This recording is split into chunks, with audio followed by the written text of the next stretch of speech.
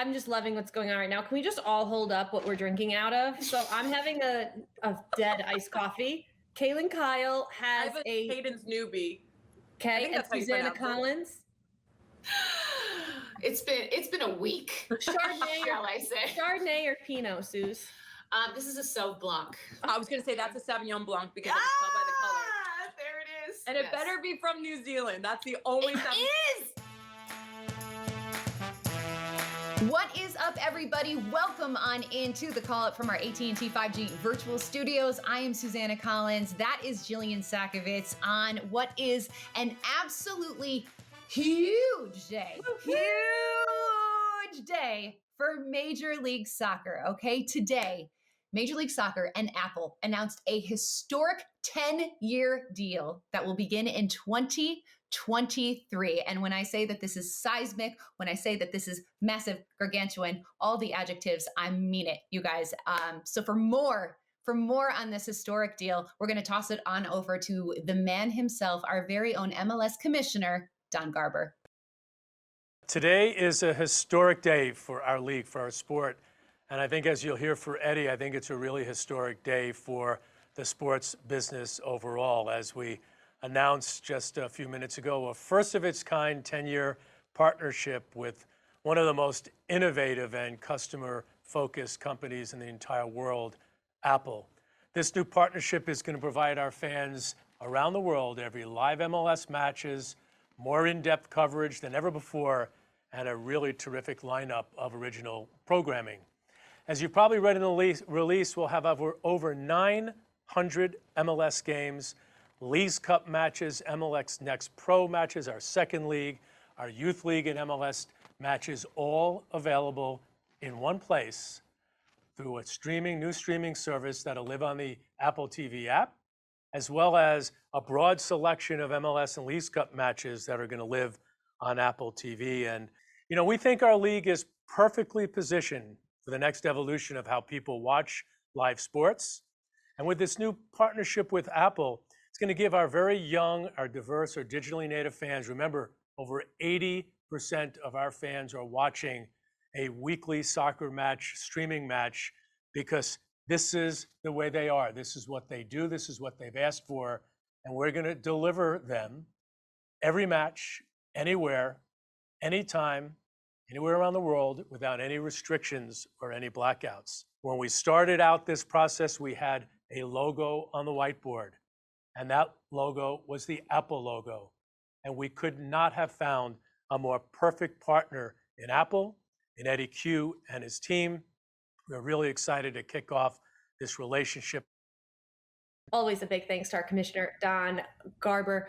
The big things that stuck out to me that are going to be the game changer for the league, Susanna, is the fact that there's no more blackouts. This is streamed all over the world, a subscription service, every MLS match, every Leagues Cup match, and the fact that the games are going to be on Wednesdays and Saturdays next year.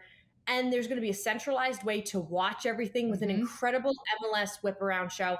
I'm excited for that. There's more details to come. I know you guys are sitting at home and you have questions, and believe me, so do I. Yeah. But things like linear TV, your more traditional ways of watching, where that fits will be announced at a later date. But we also, in addition to this, we have an awesome guest today. Real quick, Jill, I want to tell everyone that they can go to MLSsoccer.com too, because there's a big announcement on the homepage. So if you want some more nitty gritty details, check it out. If all this, us, me, Susanna Collins, and Don Garber were not enough for you, you can go to MLSsoccer.com. But let's add another person to the mix, and that is Kaylyn Kyle. Suze. Yeah, she's amazing. Renaissance woman. She's incredible. She is literally incredible, and she's also literally everywhere. She is a former NWSL player and a bronze medalist for the Canadian women's national team. She is now serving as a host and reporter for Inter Miami. She works for CBS. She hosts on beIN Sports, La Liga, you name it. She's also going to Qatar this winter to cover the World Cup. But she's one of the busiest women in soccer. She's also a mom of two beautiful boys that she has. She's an entrepreneur. She's just, she's one of these ladies who literally does it all and makes it easy, but also keeps it very, very real. And she's someone that I know that you and I have been so anxious to have on this podcast, because we're just like, this needs to happen. There's a good synergy here. I feel like this would be an unstoppable trio, Jill. The thing that stood out to me in the interview that you'll hear in just a moment is these little nuances and these little vibes that she gave as a child, whether it was wanting to tackle like competitive diving, gymnastics, soccer, comes from a hockey family. It has been the difference for her in what's carried her in whatever she's decided to set her mind to. So I also found it to be an inspirational episode, and I hope our listeners feel the same. Time now for our AT&T 5G call to the field. We already rattled off all that she does, so we'll just call her extraordinaire. And honestly, one of our favorite people, Kaylyn Kyle, who just ran in to do this interview, by the way, fresh off of Disney. So like, just when we thought you had no time because of all your jobs, you're also getting in that family time. So how did you fit us? How did we're honored. Make the schedule? Well, I would never miss an interview with you two, because I've like girl crushed over you guys I feel like I know you because of social media. Social media is like the best place in the world, but also can be like a very toxic place. But that's where you can almost build relationships that like you guys didn't know you had with me. And I basically created a friendship that now you guys are part of. So I feel like we can have our trio together soon. We definitely need to be in the same city at some point in time to have a glass of wine together. Let's make that Miami. Can we make that Miami? Done. Yeah, I'm not leaving Miami, though. I am in. No, Kaylyn, we are beyond thrilled to have you on the pod today. And we did the watch along the other night. I told you the feeling's mutual. I literally you're one of my favorite follows on Instagram ever. And Jill and I both concur that you are 100% like our like number one girl crush. So this is just like the fact that this is all happening right now, and we're all kind of like frazzled in this like what the hell's going on situation. We're all in not like our usual habitats right now too. Yeah, I am in my niece's bedroom because the power went out. A bit young, Susanna, but I'm digging it. Yes, so. This is my niece's bedroom, and all the power. There was a huge storm last night, and the power went out at my parents' lake house where I was, and so there was no power. So I was like, went to my brother's house, and this is where we are doing. I love it. And then I'm in a hotel per usual. So I guess that's not that weird, but we try to actually do our sets, but it's just the way it goes. It happens. You have to be flexible in this industry, as you know. Okay. So Kaylyn, you and I were on the watch along for Canada Curacao. They played last night, an unfortunate result for them against Honduras. Was it though? Crazy. That game should have never been played. It was insane. It was torrential rain. I mean, I've never seen a pitch look like this. Like guys you couldn't play a ball. It was just there was absolutely no fluidity to this match. Whatever. It was wild. So yeah, I wouldn't look too much into that result if you are a supporter of the Canadian men's national team. But for our listeners who might not be kind of privy to what's been sort of going on with Canada soccer, can you kind of enlighten us? So we know that the game that they had a friendly against Panama that was canceled about 2 hours before kickoff because there was a player-led protest regarding compensation. And there are ongoing talks going on between the teams and Canada soccer. And I know that you are very close to both sides, the men's and the women's. What can you tell us about the latest, how those conversations are going and how things are progressing? Well, first and foremost, if you keep seeing me poke my eyes, because I did my makeup in the car, so half my eyelash is literally sticking to the bottom. So apologies, everyone. This is so relatable. I've mastered doing my makeup 36 feet in the air. I haven't mastered. So relatable, Kaylyn. Yeah, with Canada soccer, it's a bit of a tricky one. Obviously, I played for them for years, and I kind of saw it behind the scenes, the unanswered questions, there's no transparency, and then the lack there of leadership. And I think even more so these later years as I've retired, just no really trust with top leaders in Canada soccer and both former and current players within both the male and female side. Let's look at the women's side. We're the only women's national team with no domestic league, and we're out of the top 10 nations in the world. That's mind-blowing to me. We literally have the NWSL in America. Put an NWSL team in Toronto. Like, that is all we're asking for. Mm-hmm. We have numerous women that have tried to start a domestic league, and they've been axed out. We've had numerous top quality coaches trying to coach. They've been axed out. So now you have Rianne Wilkinson, Karina LeBlanc, both in Portland. You have Carmelina Moscato that just took over the Tigres job in Mexico, one of the biggest clubs in Mexico for the women's side. So we have, and so the lack of excuses there, that infuriates me. So we need an hour show for that. I don't wanna, get angry. But then on the men's side, what I'm really happy that they did is they put the women into the conversation. They used the biggest platform on the biggest game. Now, the players aside, I feel for the fans, that bought the tickets and traveled, but there's a bigger picture going on here. They're fighting a fight that this should have been done 8 years ago. There's no more excuses. I mean, the women have medaled in 3 Olympics, bronze, and now a gold medal. We've been to every single World Cup. We've never missed a senior World Cup since I've been around, and not even around now. We have the top female goal scorer in the world, both male and female side, Christine Sinclair. You have Alphonso Davies in Champions League. You have Kyle Larin winning the Turkish Super League trophy with Besiktas. Like, it's mind-blowing to me that this is even a conversation that we're fighting over payment for a World Cup, but it's a bigger issue. It's the lack there of leadership within Canada Soccer, and that's the message that I think a lot of them want to speak about, but they wanted to have this conversation to kind of show the cracks in the foundation with the Canadian Soccer Association, and I think it's done just that. It started all of us having a conversation about it. So just speaking to both the male side and the female side, like, they are together more than ever. They're willing to fight this battle together. And for me, I have so much respect for both our men's and female side that they're willing to change, because I have 2 small young boys. They could potentially play for Canada if they want to play football. And they're trying to grow a legacy where there's a foundation where athletes can come in and genuinely, change the viewership around the world. They've already, and you can't even really say that, they've already done that. Like, let's be completely honest. So it's sad that it's gotten to this point, the last window heading into Qatar. But I'm so grateful they did it, because it was the perfect opportunity, the biggest platform that they had. And they were like, right, let's do it. Let's go for it. And using that platform, if you missed it, it was the fact that Canada, the men's team, they had a strike before a Panama game last week. So it's since been solved a little bit, but what does it look like now going forward, Kaylyn? Yeah, I wouldn't say solved.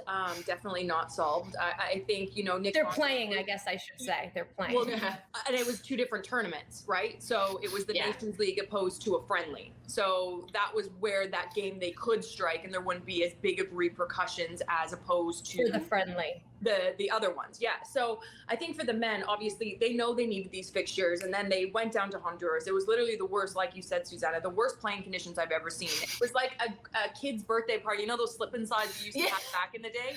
That's what it was. It was a complete gong show. I mean, the referee was all over the map. Like, you could see frustration in the players in the tunnel. Like, you couldn't make it up. Like, it was. But I will say, taking a positive out of that only makes you stronger as a team, where you can go to those places, have the month that you've had, and be able to be like, right, that was our potential, our last window for friendlies. They might get another game here or there before Qatar, but that they can come together, learn, and they always talk about that brotherhood. So I've talked to a few of the players just because we're pretty close with a couple of them, and they're like, the outside noise doesn't matter to us. We're more focused than ever, which I was like, not shocked, because they have John Herdman.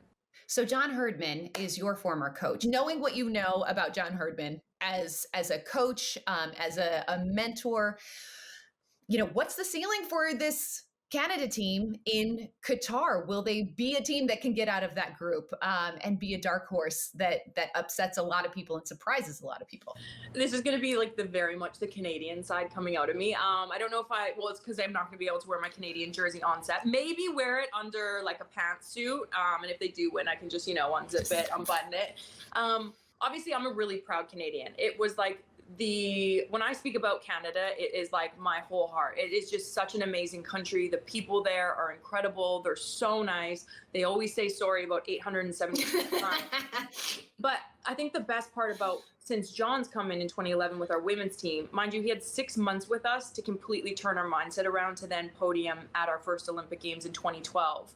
So what I know when he's come into the men's side is he implemented a structure from the ground up. He implemented scouts to go overseas, identify players that have dual citizenship or have great grandparents that were born in Canada and maybe moved away. Whereas other people, they kind of scratch the surface. Maybe they would hear someone here and there. He brought in a boatload of players to give them a shot when he first came in, keep them identified, then would send them back out to their clubs, and he would have scouts go over and watch these games. We never really had that structure within Canada. And then you look at the group that they're in. The World Cup, I mean, everyone talks about which one is the group of death. They have a very difficult group. I will give them that.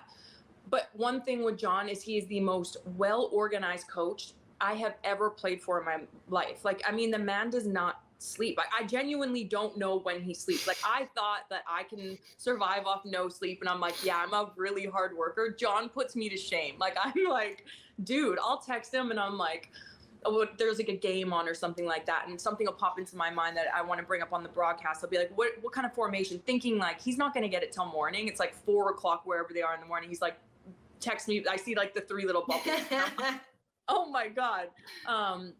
But he'll have game plans going into every single game. So everyone's like, oh, they're not going to focus on the first. They got to focus on the second. He's put the amount of work that they have on Belgium onto Morocco. And I kid you not, just the detail of what time subs are going to come in. And I know that sounds wild, and it pissed me off playing for him, where he would like manage my minutes to be like, Netherlands, you're going to play till 60, and then Desiree Scott's going to come on for you. And then the following game, we're not going to start you. I'm like, dude, I could be peaking at that point, but it's just like he's like a mathematician of when players peak, when they, I don't know, it's crazy.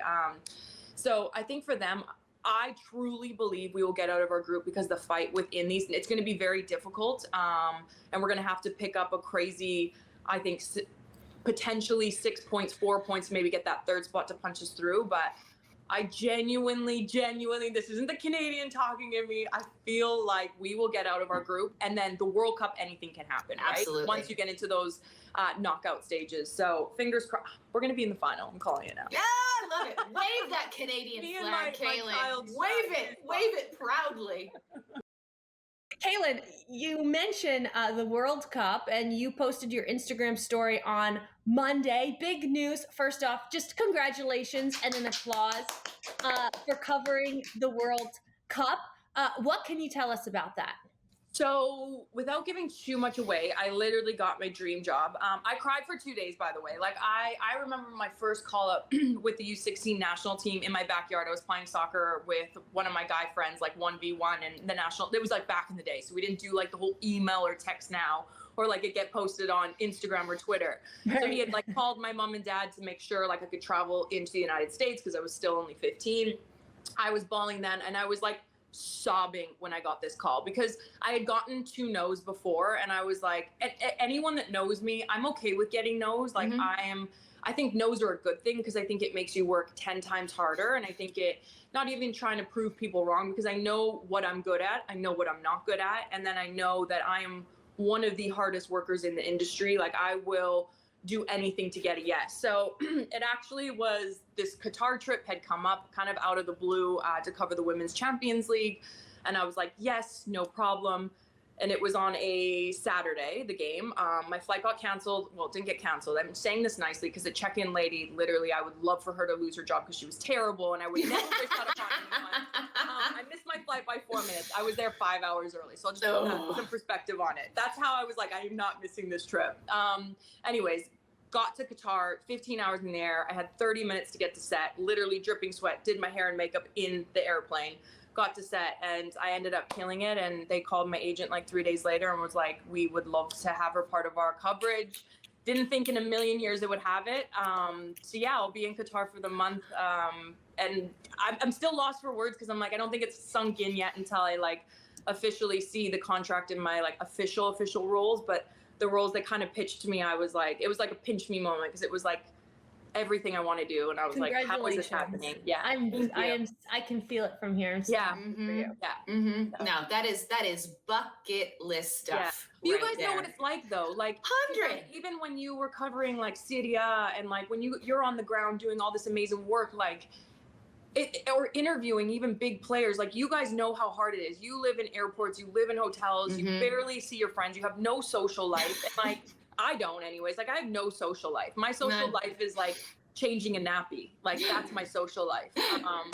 I don't know. So it's like you guys, it's like, you know, when you've achieved something or you've done your bucket list, I always write down my short-term and long-term goals. I'm weird.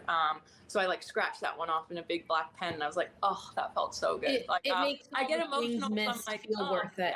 Yeah. Really, really cool. Really So does. yeah, anyways. Amazing. Yeah. Amazing. I'm crying. So I don't know if it's incredible. But yeah, it's really listen, those are tears worth shedding. And we are so happy to be here celebrating you and everything that you've accomplished because it's really incredible. This is a gal from Saskatoon, Canada, y'all. Wait, you gotta say the Saskatoon. How do I do it? Saskatchewan. Say it all. Saskatoon, Saskatchewan. That was pretty good, actually. Was that all right? Saskatoon, Saskatchewan. Saskatoon, Saskatchewan. But it's incredible, Kaylyn, and your whole journey is pretty remarkable because I remember you had told me that you grew up in a hockey family, and soccer wasn't really the main thing for you guys. And now here you are, about to embark on your dream job and cover a World Cup. So can you kind of take us back to like young Kaylyn in Saskatoon, Saskatchewan, and how a hockey girl turned into a soccer girl? Yeah. What was that genesis like? I have to do a little bit of a shout out before that because I'm someone, and this will play into the story I'm about to tell, but like always surround yourself with good people. And I feel like I'm a really good judge of character. And Jill, I mean, I remember reaching out to you via Twitter when I got my Inter Miami job and I knew nothing about sideline reporting. And I was like, tell me everything I need to know, like what's made you successful, what to stay away from. And I think that's super important in the role that I'm in now and was in as a player. But I think that's the one coolest thing. So thank you for that. Honestly, from the bottom of my heart. It was a compliment to me at the time that Kaylyn Kyle, Canadian international, already, working in the media world, like wants any advice from me. Cause I remember saying you see the game far better than me. So you're going to be just fine. Yeah. But it's perspective as well. Like, and that's the part where I'm like, and you guys are like that as well. If someone reaches out to me, hey, do you have a contact here? I'm like, yes, because there's room for everyone. We're all so different in what we can bring. There's room for everybody who wants to work hard. It drives me insane where they're like, oh, there's only one female that can be on that panel. I'm like, well, that's a crock of crap. I was about to swear there. But anyway, so yes, Kaylyn. Oh God, young Kaylyn. I was a little. I'm not gonna lie. I believe that, but I love it. I love it. I was very much same how I am now. I've just kind of like tailored my aggression when speaking to people. But yeah, I grew up in a hockey family. My dad played professional hockey, so I was always at the rink. I was always around like his teammates and stuff. So that's probably where my Canadian mouth came about a little bit in that aggression. But I wouldn't change for the world because it's gotten me to where I've gotten with soccer, and it's gotten me to where I've wanted in the broadcast world. And just being able to correlate with other people and be able to interact with people. I think that's the biggest shift from growing up. I was always outside. I was always playing in the backyard. And nowadays everyone's like, and I'm probably the root of that problem, but young kids on their phone and on Instagram and playing Warfare and Call of Duty. And I'm like, what? Like we had Guitar Hero growing up and like that was cool. And I'd play it for like 30 minutes. I'd be like, right, I'm in the backyard. But my family was just like super hands-on. My dad and my mom never forced me into anything. And you guys are going to die. I actually wanted to be a professional diver.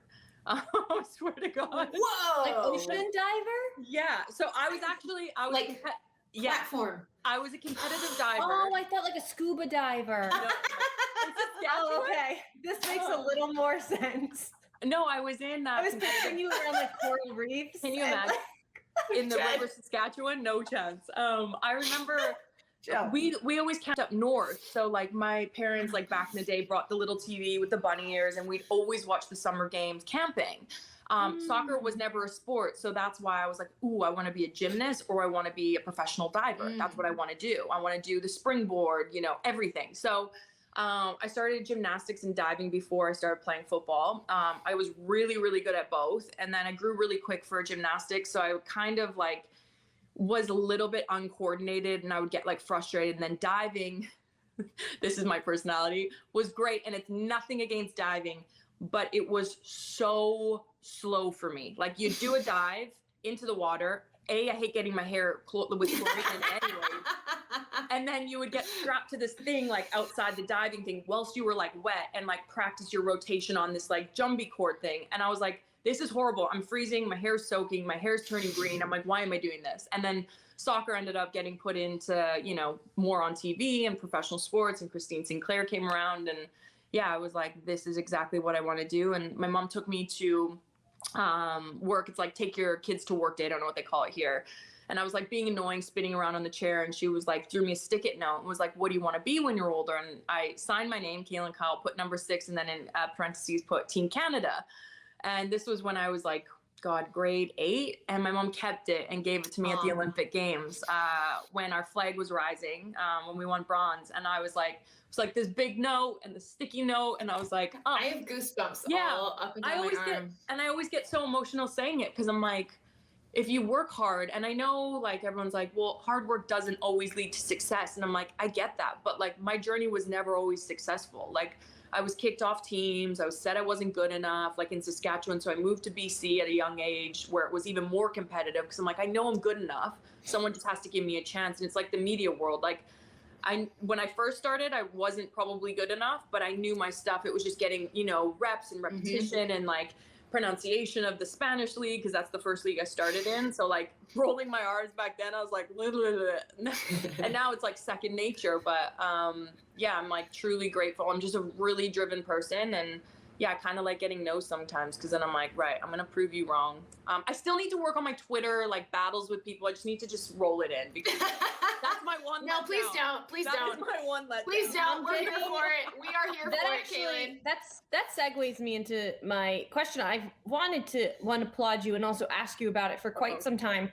I really enjoyed you putting on blast a woman who said to you something along the lines of calling you out for being a mother who also works.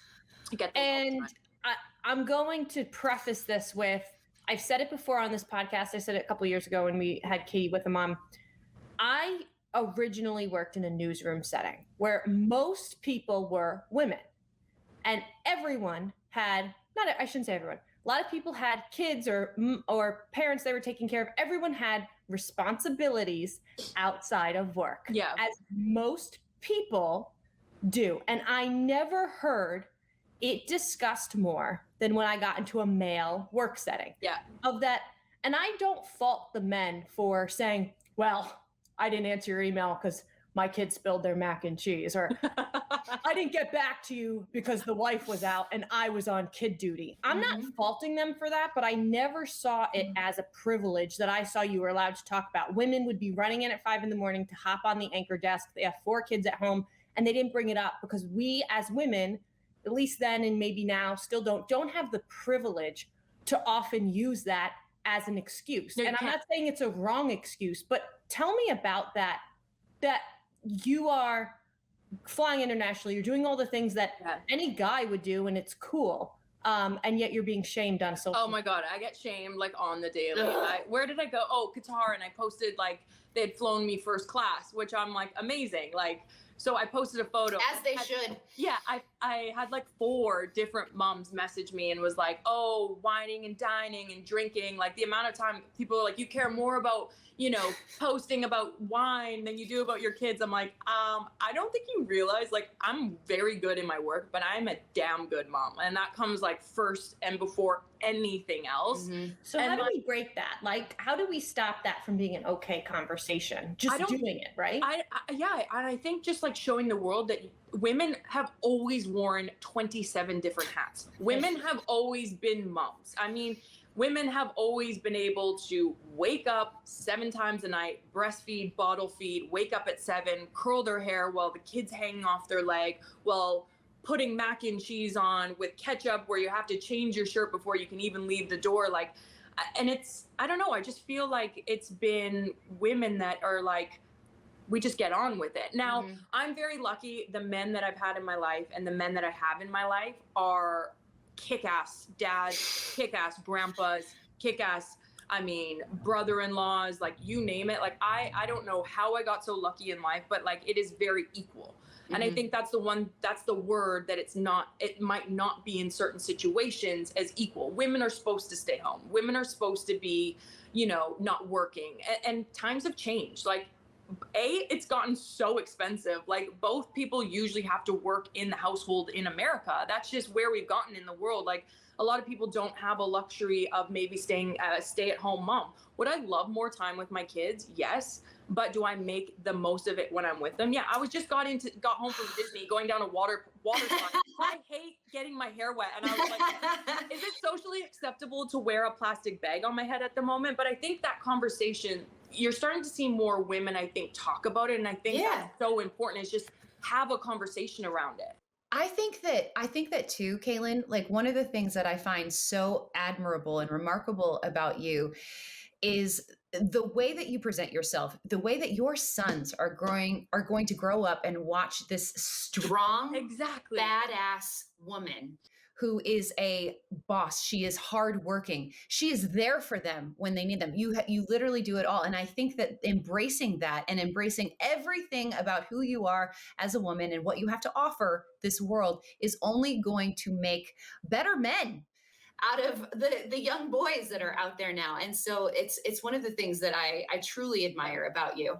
You had mentioned the men in your life, and we have to ask you about, I know I talked to you about your father-in-law. So for those of you that don't know, Kaylyn is married to Harrison Heath, who's a former professional soccer player, also the son of Adrian Heath, another former professional soccer player, current head coach of Minnesota United. And you told me something, it just like warmed my heart, that he is your biggest fan, your biggest supporter. Whenever you are doing any sort of TV work, he's sending you text messages. You go to him, you ask him for advice or insight on the game. And I'm just, we know we've talked to Adrian. We adore him. He's one of our absolute faves. But he loves you too, by the way. That just like, that's everything. It's nothing against other people within the MLS, because I know he's given a bit of stick about some reporters, but he absolutely loves you too. He said he had a brilliant time on the show. So, and I watched it and it was hilarious. We love him. Yeah. But what can you tell us? So I feel like he probably has a very different persona from his, the coach that we know, Adrian Heath. Yes. But then, Adrian Heath as a father-in-law, as a grandfather, as a dad, like what can you tell us about this sort of dichotomy of Adrian Heath and what he looks like in this other world that we don't necessarily get a peek at? Okay, well, story that just happened as we were driving back from Orlando. He screenshotted us. It was like on a news. I don't know what it was on. He's big into news. So but old school kind of newspapers that they have online now. And there's a heat wave coming through Florida. We didn't even know there was a heat wave. I'm like, it's always hot. Like, I'm sweating sitting in my house and it's at 72 degrees right now. And it was this blow up kids pool. And he screenshotted it to H and he said, hey, look at this. 5-star, over 20,000 people. Do the kids need it? Big heat wave coming through Miami and South Florida. H showed me the text and I was like, FaceTime your dad right now. And he's like, hey, and this is how he speaks, hey, good deal that. And I'm like, Adrian, A, we have a pool. B, it's hot in South Florida all the time. And C, you're here next week. So like, is this for you or for the kids? Because they play obviously Inter Miami on the 25th. And he's like, hey, well, and me and him, we're big winos. So I think that's where our love started for one another, is that like, we could have a bottle of wine, no problem together. And I was like, is this like for your bottle of, Pinot after the match inside this like blow-up pool? Like, it wasn't even a cool pool. I was like, what? So those are just like some of the stories. Like, he's always thinking about other people, and I think that's why he's given such a hard time, is he wears his heart on his sleeve. He loves football. Like, he is always watching, whether it's like a third division in Germany, the second division in Spain, like he's always watching something. And so when I started and this is me telling a story, and it's literally no disrespect, it's just very old school English. But when I retired from football and went into the broadcast world, he was like, so you're going to be like talking about football on the weekends. Yeah. And I knew he was like, kind of like a bit like, and he didn't say anything because he respects it. So then I remember I did my first show and I didn't tell him what it was on. So I don't know who he talked to tune in, or if he like recorded it or Jane had recorded it. And I get this text from him. I still have it. I always like screenshot everything because he never sends texts like this to anyone in the family. Hey, thought you were brilliant. Really, really good. Knocked the socks off. You're going to be the best in the nation. I give it 2 years. Ha, bloody hell, not even 2 years, 1 year. And I remember I was like Adrian doesn't give compliments. Like it's like literally pulling water from a stone. Like he would not give compliments. So no, he's like the best. I couldn't have married into a better family. But it's like, if I'm a little bit nervous if I say something wrong, because I know I'll hear it from him first. What are you talking about? Hey, but like you mentioned, sometimes we need that. This was so fun. Yeah. So here for wine with Adrian Heath, but Kaylyn, we're more here for wine because with you, sooner rather than later, please, before you go to Qatar, okay? Come down to Miami when Adrian's here and all four of us OMG. together. We can do a call up. They never work it out of OMG. Huge thanks to Kaylyn Kyle for her time, for fitting us in after a trip to Disney World. She was everything I thought she was going to be, Jill, and I was so here for it. But I'm also here for, actually, no, I am not here for this because we are saying farewell to a friend of the call up. And I know that this is good news for him and a great move, but Ronny Deila leaving NYC FC. This was announced earlier this week. He is heading over to Belgian side, Standard Liège. And, we'll always have MLS Cup, Jill, because I will never remember for my entire life, the image of Ronny Deila just stripping down to the skivvies, doing the push-ups as he promised that he would, delivering on that promise, like he told us right here on this podcast, is something that I will cherish and remember forever. I would like to think he would also take, that cup, that wine glass that we gave him to Belgium as like a souvenir. Yeah. That's what I'd like to think. I think that Ronny D moving on feels like I'm losing a piece of myself on the call up. Because let's be honest, Zlatan, Wayne Rooney, Ronny Deila, good for MLS. And my next question is, who's going to step up? And this is a call out to every coach in Major League Soccer. Who's going to step up and replace Ronny D? I'm not just talking about MLS Cup. I'm talking about the man himself, Ronny D, stripping after you win a title, being out there, being bold. He delivered. The stripping, gonna be honest. I know. So I have to also give a quick shout out to a fan of the show, Nancy Susanna, who I ran into covering the U.S. men's national team in Austin. She screamed, Jill, Nancy from Dallas. And she said, I love the call up. I love Susanna. I love you. And I just had to give Nancy a shout out. Nancy, we love you. We love you right back. Cheers to Nancy. We appreciate you. We appreciate you tuning in and for the love and the support. That's lovely. Oh my gosh, that touched my heart. Okay, I'm glad we moved on from the Ronny Deila thing because that was making me a little sad. But guys, what's on tap? This Sunday, very important day for the country, for the league, for everyone. We celebrate Juneteenth. MLS and its clubs and Black Players for Change will be commemorating Juneteenth with numerous initiatives to celebrate and help educate about this very, very important day in our history. So for more information on what clubs are doing, you can head on over to mlssoccer.com.